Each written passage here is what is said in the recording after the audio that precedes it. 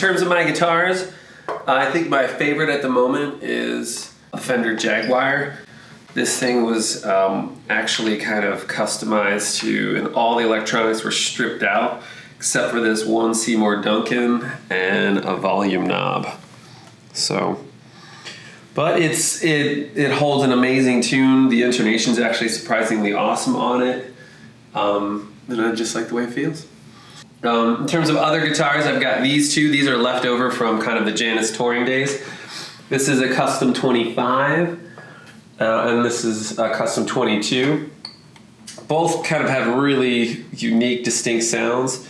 This has a shorter neck and is a little bit bassier. This one's probably the quote-unquote nicest guitar I got. The intonation's just perfect on it. I recently had it set up. And it's anything that I'm playing further down the neck, I usually go to that guitar just to make sure that it's nice and in tune. And then in terms of my primary guitar tone, I'm using the orange OR15. This is it's an awesome amp. It's a British amp. That out of all the orange models, this is the one that probably sounded the least British to me. It sounded a little more American, a little more metal. It's just really, really simplistic in terms of the setup and the tones. It's got volume, gain, and then 3 kind of cryptic controls for the bass, mids, and treble. But this Bogner, it's another British amp. I don't really use it for much. But I'm trying to figure out how to work that into the mix.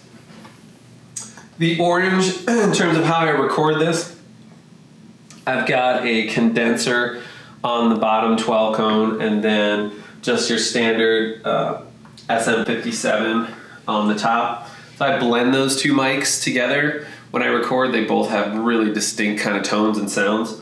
The trick with using 2 microphones on any cabinets, obviously making sure that they're in phase. So I usually do that by positioning the mics, being careful about how they're spaced, or if it's perfectly out of phase, I'll just flip the phase in the box.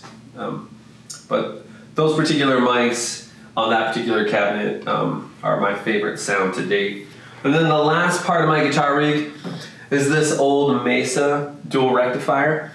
This is actually Mike Turansky's old guitar head. This was what was used on Red Right Return, and this was on our first kind of handful of big tours that we did. This head's been all over the country and back, and I still love the sound of it, and I hold on to it for sentimental reasons too.